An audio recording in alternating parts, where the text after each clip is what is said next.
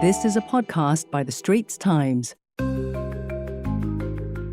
On one hand, we are pushing for greener cars, but on the other hand, you are taking away the subsidy for a transition car that is able to, help in the greening of our earth. So the thing is that why don't we do a little bit more for the hybrid cars during this period of time, this transition?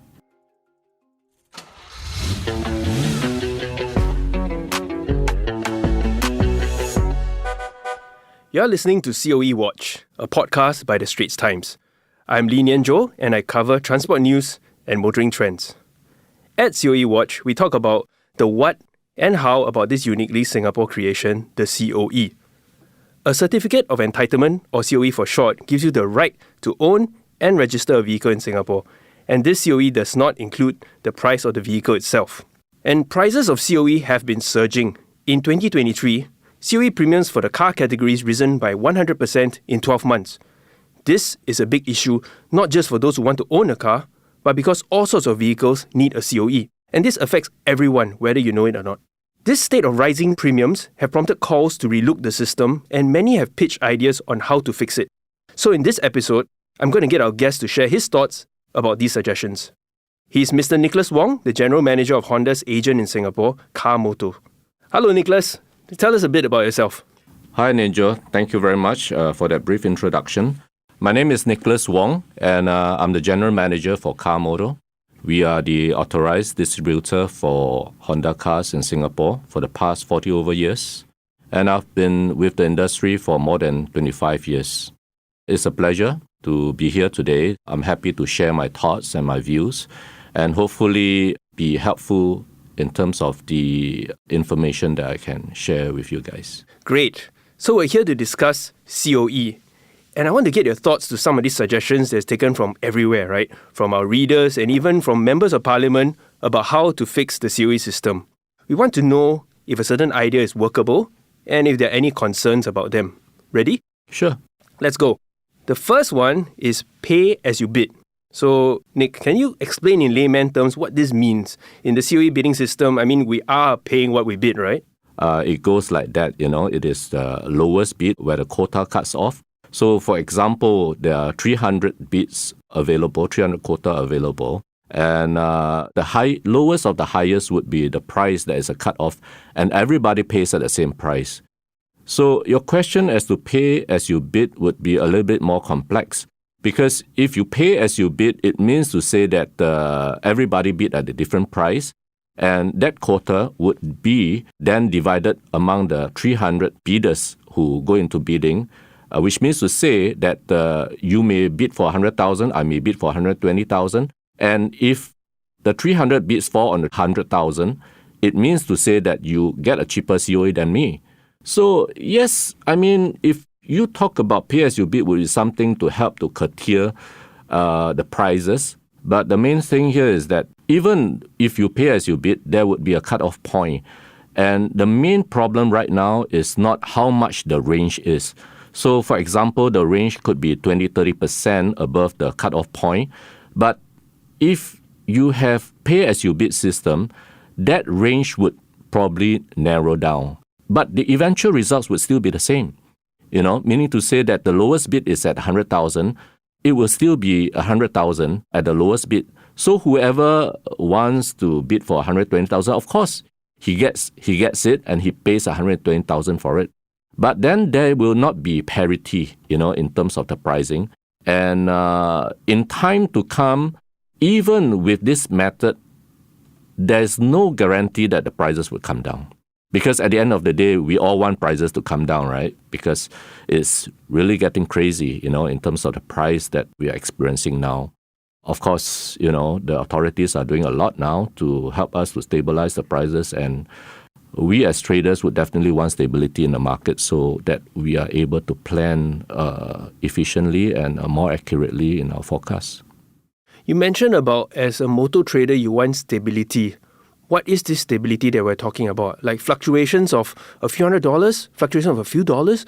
Or, what is the range that you think from the business perspective that you have this certainty, this stability?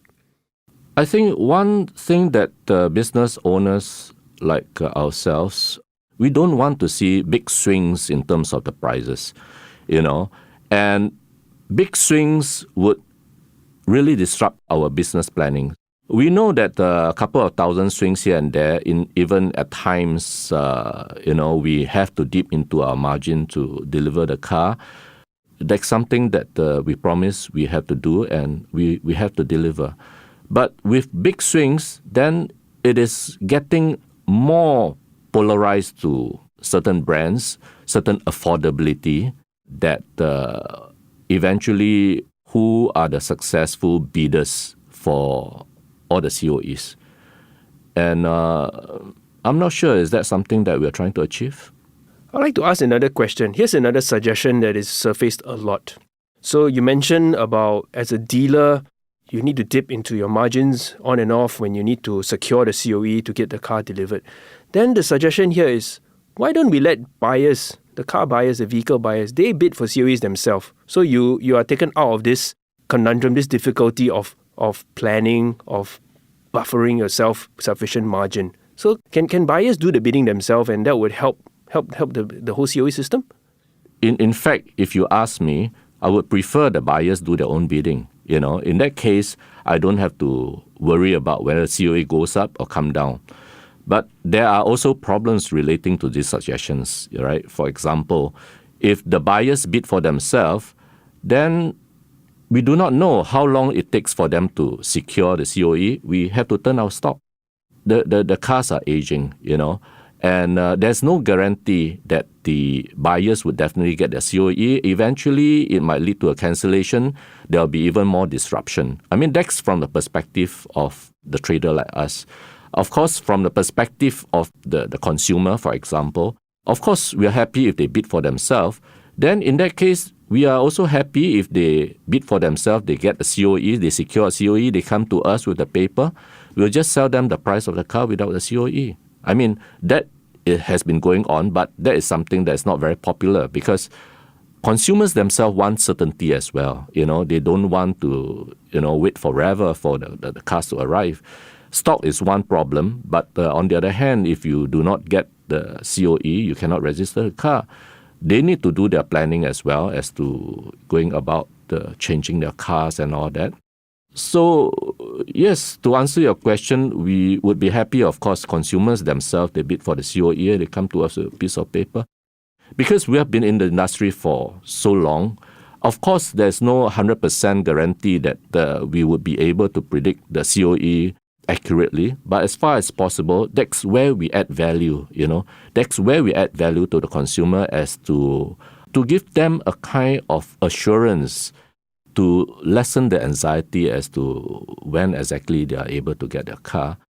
However, in big swing periods like this, there is really a lot of uncertainty. So there is problems to every system. And I think the current practice of packaging the COE together with the price of the car proves to be popular. And of course, the voice of the customer is important. So if that's what the customer or the consumer wants, we'll be happy to service them. Here's another suggestion that's been floated around, more to do with the fact that we want to ultimately we all hope and wish that COEs are not as expensive, so the cheaper the better. And so one of this suggestion that is raised is we stop or disallow COEs to be financed, meaning you have to stump up cash, and that means that kind of limits how much COE prices can go. Do you think that there's some legs to the idea? I think if you go ahead and implement that, you'll probably be painting yourself in a corner. We all know that COE prices is more or less affected by demand and supply. And we know that the supply of COE is kind of controlled as to the number of cars that is deregistered. And we all know that there's a zero growth policy from the authorities that we cannot get any more COEs because we are running out of roads. So if you do not allow the financing to be made for the COE portion of it, I think it will create a bigger problem. The questions of inequality would come out more because, put it that way, how many of us can take out $100,000 cash and put it in front and said, okay, this is for my COE. And many a times, even though from my experience, of course, there are periods where it's only $1. Of course, it's definitely affordable. But sometimes even with the $10,000 bidding deposit, some people may find difficulty in even, going to the bank for $10,000 to do the bidding. So there is a gap here, a gap whereby there's uncertainty.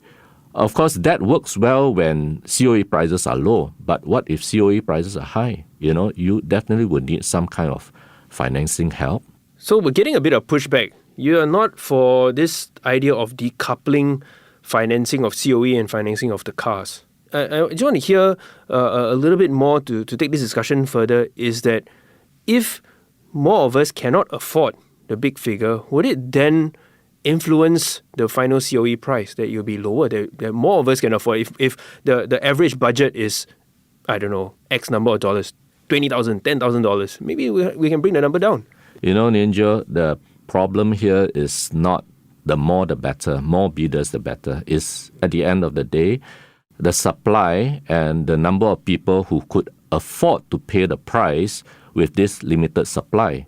That's the main problem.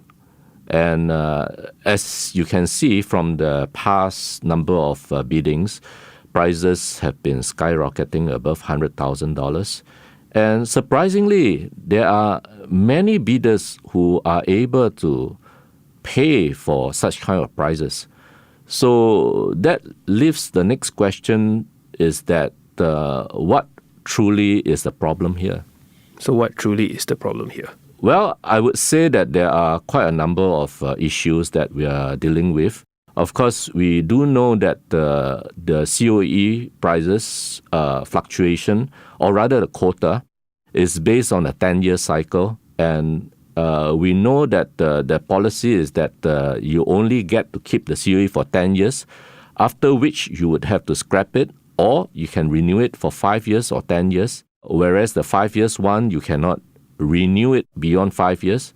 But certainly this 10-year cycle is creating such kind of feast and famine kind of situation that creates a lot of disruption in the industry. I mean, right now or in 2023, that's the dip of the supply of the number of COE available, and therefore you can see that the prices have been skyrocketing. But if we pull back 10 years ago, the supply is just as little or maybe even less. And in that situation, right now, I think there are many problems, right? One of it is the supply. And the other problem is the introduction of EVs, for example. EVs are a new technology. It's like a new toy, that's early adopters will definitely get into it, people who have good affordabilities. And the government is giving big subsidies for EVs up to $45,000. Come next year, it'll be down to $40,000, but it's still a big subsidy. So for early adopters, this kind of subsidy would kind of be able to offset the kind of budget against the rise in the COE prices. This is what I imagine that goes on in the mind of a EV buyer, for example. So that is one. Second one would be private hires, fleet owners. I mean, if you look at the number of registrations under the private hire categories has been going up. And recently, our ministers have just said there are about 25% of participation in successful bids in Cat B, about 19% in successful bids in Cat A's that belongs to fleet or private hire owners or kind of car sharing. So this is something that we need to consider, that is it fair to put the consumer who are private owners, who uses the car less, who uses the car for their private transportation, versus something that is used as a form of public transportation. So that leaves the next question as to, should there be perhaps a different category created or something? Actually, back in, I think, 2016 or something, there was a problem with taxi biddings.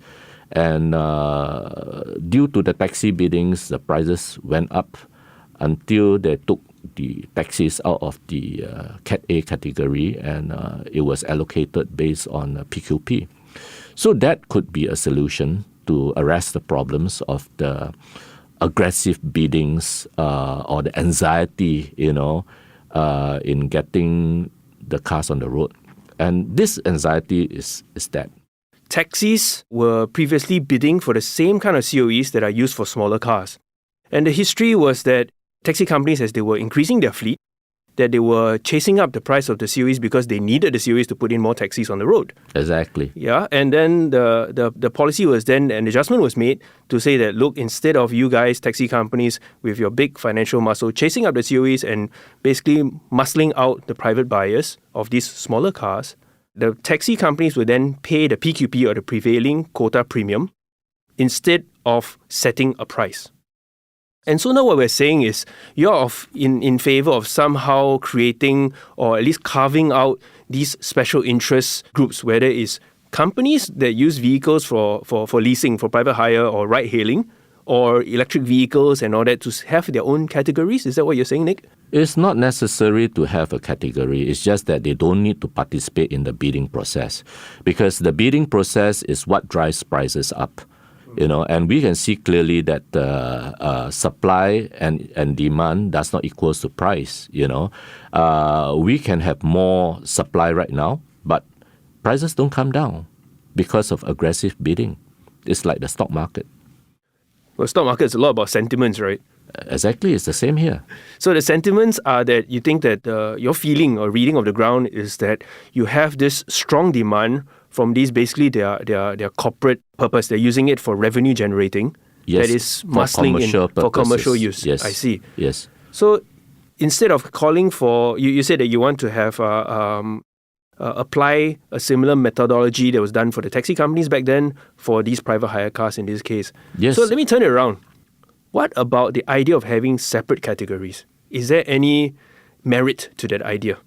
I think having a separate category would not solve the problem. I mean, eventually having within, if the private hirers are going to bid within that category, then they would have to drive prices up, and eventually it's not affordable, for the consumer, because costs will definitely be passed down to the end users. Someone had to take care of the cost. So instead of that, and I would like to suggest that on top of non-participation in the bidding, another aspect would be the category E. I'm of the view that perhaps Cat E should be removed, because right now Cat E is drawing from Cat A, Cat B, and Cat C as well. And we all know that historically, all the Cat E's are being used for Cat B cars, which means the higher prices cars, the luxurious cars. So what it's doing here is that, number one, is displacing the COE allocations available for Cat A into Cat B. All right, that's number one. Number two, because the category is transferable, so it gives rise to this small little kind of black market situation whereby people can trade Cat E COE prices. It's like, okay, if I am buying $1 million car, what is $200,000 to me? I mean, I will pay above the premium just to get my car on the road, you see. So that situation gives us back to the point of equality and parity, What purpose does the Cat E serves right now? So Cat E is the open category. So we always call it open, and then the only exception is that it cannot be used to register a motorcycle. Yes. But we also know that open category, despite its name, is really a proxy for category B COE, which is the one that is used for the bigger cars, the more expensive cars. Exactly. And I think this is an interesting point that you're raising, is how by design, these open category, because the supply of open category COE is drawn from the other categories, from A, the B, so the two car categories, and the commercial vehicle categories, that every time when the COEs expire, they go back into the system. OpenCat will then take a tax, will take some. Right. Right? So yes. Naturally, we can almost say that by design, the system is such that the number of COEs available for bigger, more powerful cars will always be growing. Yes, it's displacing those that from Cat A. So in your opinion, this is one that you want to take out? You want to give back all the Cat E COEs back to everybody? Yeah, forget about it. I mean, what purpose does it serve now, other than filling up prices, displacing the COE allocation from A into B, and at the same time, fueling speculation. You can see, all the time that in a rising market, the COE price for Cat E is always higher than Cat B, and it tags on to Cat B, not Cat A. It's very rarely that you can see Cat E prices will be in Cat A. In that situation, only if the Cat B COE quota is big enough, then it would displace back. But that rarely happens. In my memory, there are probably a couple of years that happened, probably in early 2000s, But other than that, I see that there is really no purpose in creating this category.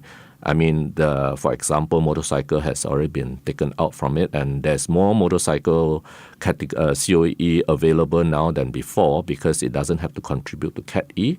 So that helps to keep that category intact, It creates the purpose, of creating that category, whether it's a Cat A, Cat B, Cat C, or Cat D, which is the motorcycle.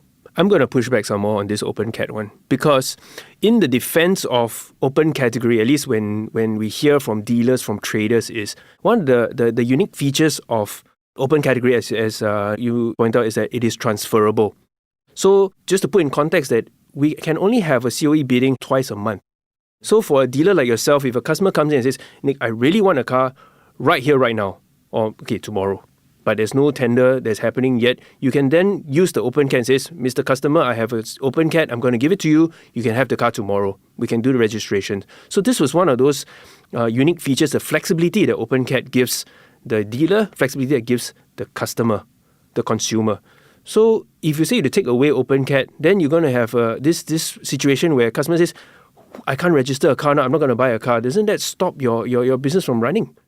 As of right now, the number of Cat E available is already so little. That's one. And number two is that the people are so used to the COE system, and many of them, and even expatriates and all that, knows that when you come to Singapore, you need to have COE in order to register a car. Of course, exception would be someone who says, okay, I demand a car now. I mean, it's the same argument with the motorcycle, before the rule was changed to the transferability of the COE.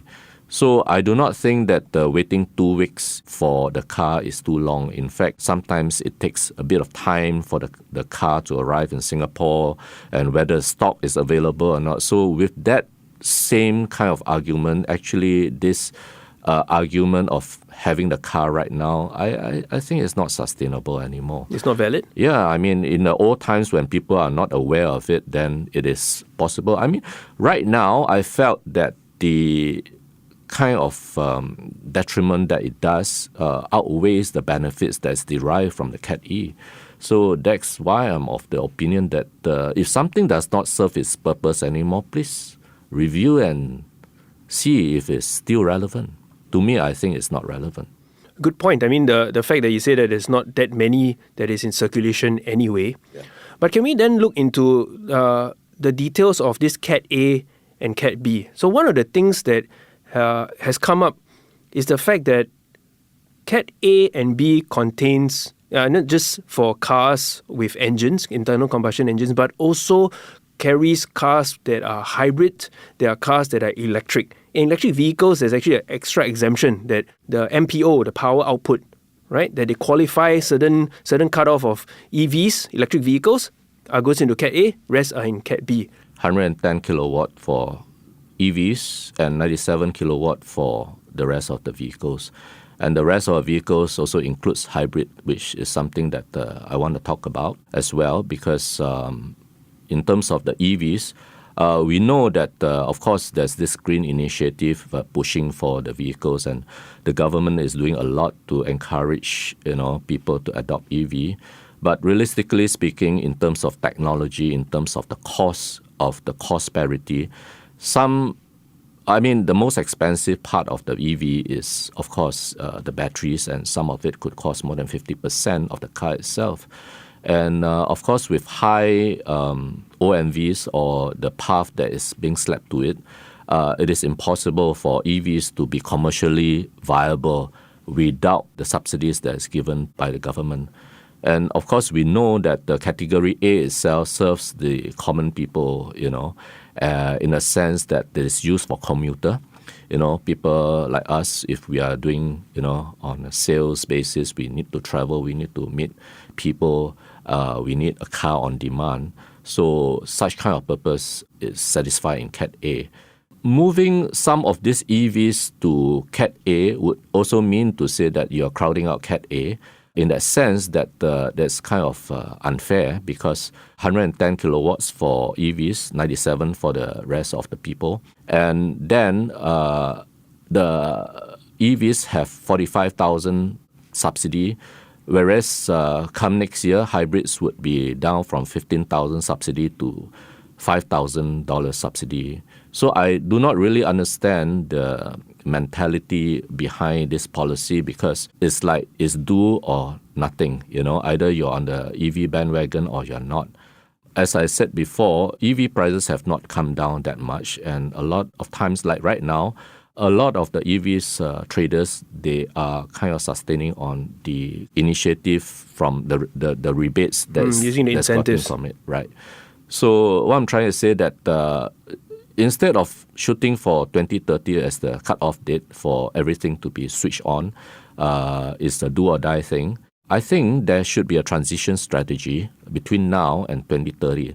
And the best proposition for me is to allow hybrids to continue, or rather to kind of incentivize people who are not ready to get on the EV wagons, to fill up the gap for the next 7 years or so. So in that sense, then probably the hybrid should be treated the same way as how the EVs are being treated. And we know that the hybrid technology is very stable, commercially viable. It has been around for more than 20 years. So in that sense, I think the transition would something be like, why not let the hybrids do the job?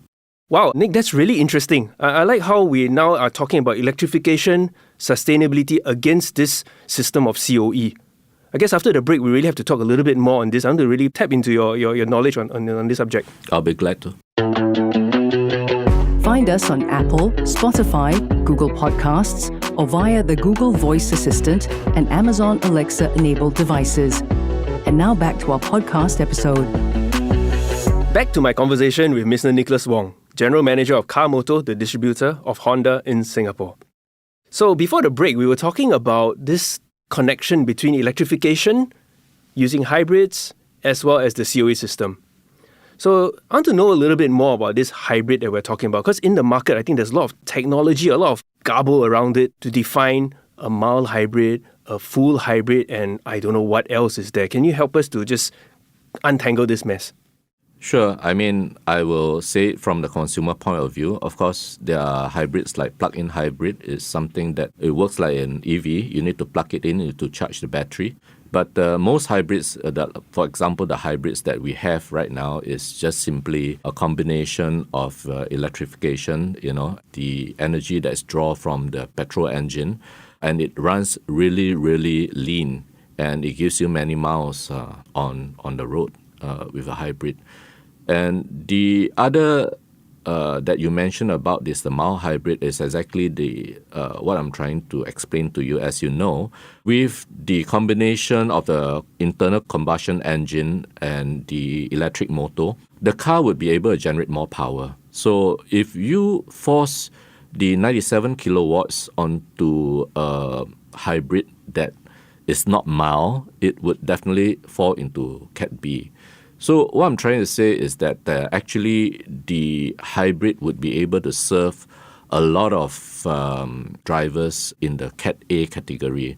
And in that sense, it would make sense for more of these vehicles that is being designed for commuter use to be in Cat A.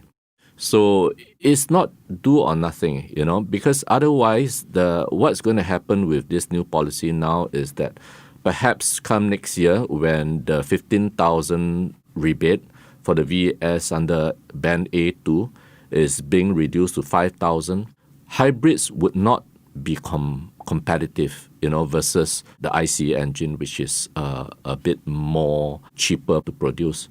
So I thought this policy is kind of counterintuitive.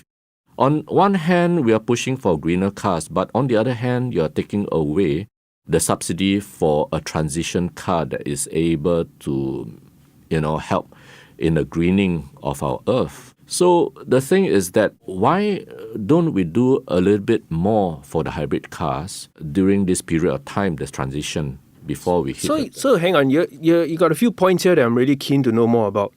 Number one is you're telling me that there are vehicles that are otherwise, when they're pure engine only, they are Cat A. But because of the hybridization, or this new technology that gives it actually better efficiency, it gets bumped into Cat B, which is the more expensive COE. Exactly. So in form, they look like commuter cars that you and I can get into, but you're going to be competing for COE against the person who's buying a limousine. Yeah, like for example, we have a Honda HR-V, we have the ICE engine, and we have the hybrid engine, all right? It's almost identical car, but we try to hybridize it so that it would be able to give better efficiency and better value to the customer. But because of this policy, it gets bumped into Cat B. So not many people is able to enjoy the vehicle because it has been bumped into Cat B. So on the price difference of a COE alone, just because it is a Cat B car as a hybrid versus a Cat A, we are already looking at a good, average $20,000-$30,000 difference before we're talking about any incentives or rebates to push consumers towards the cheaper option? Easily. It's just, that paper value, so to speak. Otherwise, it should be something that the general public would be able to enjoy without having to pay $20,000 or $30,000 more because it gets bumped into Cat B. So then another point you raised is this transition, right? You call hybrids that in between before we get to the promised land of full electric, right? Right. How would you then do this transition? Do you think that will be somehow fair enough for consumers, for policymakers to say we're still moving, we're still greening our land transport, but not, doing a binary off, turn on the next day? Right. There's no need for us to hurry. There's actually no need for the complete change. Of course, we know that global warming is a real thing, but there are many factors if we are talking about global warming, and of course, motor vehicles is one of them. However, we need time for the technology to mature. Even right now, we are talking about alternatives. I'm not sure. Is the EV the only answer to greening the earth? I'm not sure. There could be other technologies like the hydrogen fuel cell technologies, sodium batteries, ammonia fuel, So there could be other alternatives that could be viable, not just putting all our eggs in one basket and say that, okay, EV is the solution and period, is do or die. So for me, I think there's a need for us to think that during this transition and for the price to really come down, for it to be sustainable, what should we do, right? So to me, I think the hybrid is the answer. And I think more should be done in this category so that more people can enjoy this technology that has already been matured and the price is good. But how do we do the transition then? Because like one of those things that I'm getting a sense from our discussion so far is that, look, EVs get a higher threshold in terms of kilowatt, in terms of the horsepower, versus a combustion engine cars. And from what I know, correct me if I'm wrong, that hybrids are measured as a combustion engine because it has a combustion engine. Are you then suggesting that let's give hybrids the 110 kilowatt threshold as well? That could be, an alternative. The authorities have to study, what is the cutoff point for the general hybrids out there and have to determine for themselves what are the cars that you can categorize as a commuter car and what is categorized as a luxury car. Because then you can decide what cars should go into which category instead of arbitrarily, put in 110 kilowatt as a cutoff point or 97 kilowatt as a cutoff point for ICE engine. So I think more needs to be done to look into it. So I'm going to paint you closer to the corner here. Just now you gave the example of a HRV as a Cat A, a HRV hybrid as a Cat B. Yep. How much does that hybrid version breach that threshold? Is it like a matter of 10, 8 horsepower, or is it like 20, 30 horsepower? It won't be that much. It's probably 10, 15 horsepower, or at most sometimes even like 2 or 3 horsepower it gets bumped up because that's the threshold. And for this category of vehicles, we truly need to see in detail. Otherwise, I mean, like for example, some manufacturers are doing more like the mild hybrid so that they can qualify for Cat A. But Singapore is a very small market, and it is not a standalone, our principles build cars for the world. So we have to be flexible in terms of what we're doing here. And eventually, we want the consumer to enjoy new technology at a very good price. So with current disparity in terms of the prices between Cat A and Cat B, I'm not sure. It has gone up to $50,000 difference. That on paper value would already wipe up the incentive of having a hybrid car, for example. But I still want to try and push your buttons here is that for a consumer, if so I have to suffer buying a Cat B instead of a Cat A, but then every litre of petrol that I put in the vehicle is going to take me further. Over the lifespan or my ownership, my tenure of the vehicle, you can recover that higher outlay, right? Yeah, of course. However, the outlay is a lot more. Of course, there are people who still buy the hybrid in terms of even if it's Cat B and all that. But we are talking about affordability here, As far as we are concerned, we want to make the car as affordable as possible to the end consumer. I mean, that's the purpose, We have to make sure that we are of service to the customer, and whatever the customer paying is a fair price. But at the end of the day, we cannot determine how much the COE parity is going to be, how much prices the COE is going to bump up, how much the taxes is going to bump up the prices and all that kind of thing. So that is, from our point of view, what we are trying to push for as well. But still on this greening or this transition that we're looking at, I mean, on one side, you definitely raise a really, really good point of the stark reality of how much out-of-pocket consumers have to how much they have to fork out with the new scheme in the new year and all that. But my understanding is that from 2030, the qualification is cleaner energy vehicles. And this actually includes hybrids. It includes EVs, of course. And as you pointed out, this emerging technology, whether it's hydrogen or some kind of fuel cell. So we are not that off the mark, as it were, in terms of hitting the mark, of reaching that mission of greening the fleet. But your point here is you think that hybrids are... I almost get this feeling that you think that hybrids are being held back? Yeah, I think that's not a very good idea because as I talk about this transition period between now and then, it should not be disadvantaged, for example, I mean, we know that the difference in prices in terms of manufacturing cost is one thing, but once it gets translated into taxes like ARF and all that kind of thing, it's going to bump it up a lot more. And what I thought was that the $15,000 rebate under A2 category that a lot of the hybrids fall into would basically be taken off, because the subsidy has been reduced from $15,000 to $5,000. Would it then help us with this situation, this pickle that we're in, that hybrids are becoming more expensive if COE already would trend down? Sure. I mean, in this very tight market situation, every little thing helps. What I'm proposing is to have a clearer policy. Be conscious of what Cat A is for and Cat B is for. It's basically Cat A is for commuter vehicles, Cat B is for the rest of the vehicles, luxurious and all that kind of thing. So having a parity of $50,000, I mean, a variant of $50,000, does it make sense? In the overall picture, just like you touched a little bit on this injection of COEs into the current period to help the market tide over, as it were, to bring down premiums because of a higher supply. So I want to know from your perspective, is such a move sustainable? Because, I mean, the official terminology used is cut and fill. So it's an engineering term where they go into the future, they find the COEs and use it now. Is this sustainable moving forward? I think, on this point, I want to bring an analogy is something like the weather. Of course, we welcome the rain, after it has been a drought for so many months. Of course, we are happy, or the industry is happy that there's some injection of fresh COE to alleviate the situation. It has certainly brought down prices recently.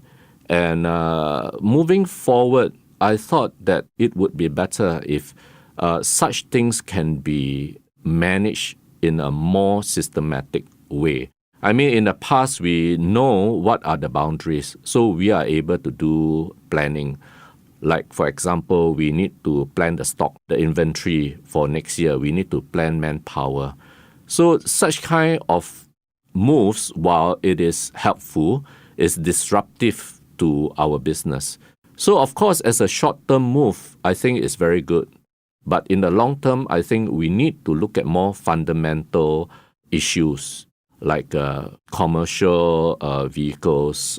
Commercial use vehicles. Yeah, commercial use vehicles, bidding categories, the Cat E rationalization. The open Cat, yes. And also the timing of policies.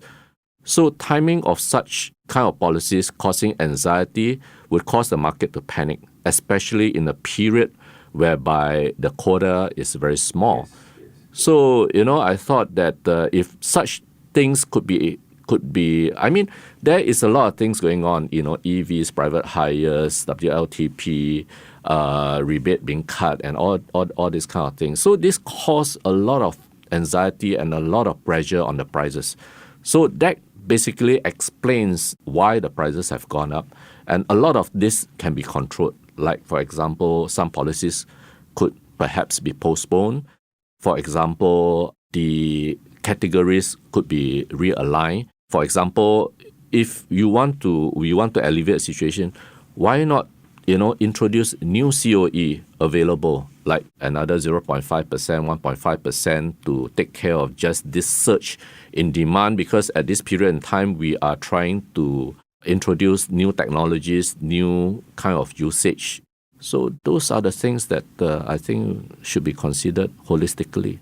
So this being coming from Singapore, we love our short forms. WLTP stands for Worldwide Harmonized Light Vehicles Test Procedure. So this is a way of assessing how much emissions and how much consumption a vehicle makes. So it's a testing method. But Nick, you mentioned about how there are some cars that will not qualify. Now, my understanding is that for authorized distributors like yourself, you don't have this problem, right? I mean, the factory just supplies this test results under WLTP, and then you're good to go, right? I mean, we don't have a big problem with that. But the thing is that the registration is based on WLTP, which means to say if you have leftover stock that you cannot clear and these cars are not tested for it, you definitely would not be able to register come 1st of January. So that's why I'm explaining that people are trying to clear the stock as much as possible.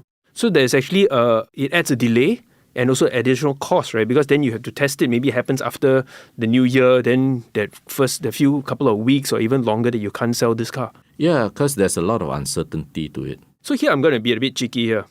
Does it mean that we're potentially going to get good deals in the new year? Because there are all these pent up, or let's just call them failures. They did not get WLTP, they did not get VES, all these other acronyms of incentives that we're going to get. And now you're stuck. As a dealer, would you be looking at a fire sale? Well, you can wait and see. So I'll hold you to it. I'll just use your name. I'll just drop your name and says, Nick says that I'm going to come in. But you know what I mean? Is there any validity to or any sensible reason that prices might just start to ease downwards, right? Because of transition, and then after that with this developments on COEs? Yeah, as I was saying on the onset, demand and supply plays a part in the pricing, but it does not necessarily equate to the premium prices. There could be a situation whereby there's less supply, but the market is weak, prices would come down. And there's a situation whereby there is a big supply, but demand is high, prices will go up. So it all depends on how much demand is being satisfied over these past few months. And you may be right that there could be a big drop, come January or so. However, we all know that this 10-year cycle has come to an end. The only way is up now. in terms of the quota supply. The supply, okay. Yeah, because we know that quota is based on the registration, and 10 years ago, there were more cars being registered in 2014 than in 2013. So if you have more cars registered, then there'll be more cars deregistered 10 years later. And that's how it works. Then you get more COEs in the coming definitely. years. That's a really good point to wrap up this conversation. Thank you so much for your insights today, Nick. You're most welcome. Well, that's a wrap for COE Watch, a podcast by the Straits Times. I'm your host, Lee Nian Tjoe. If you resonate with the points raised, do share this podcast episode with your friends and family. If you'd like to read more of my transport articles, there's a link in the podcast show notes. Thanks for listening.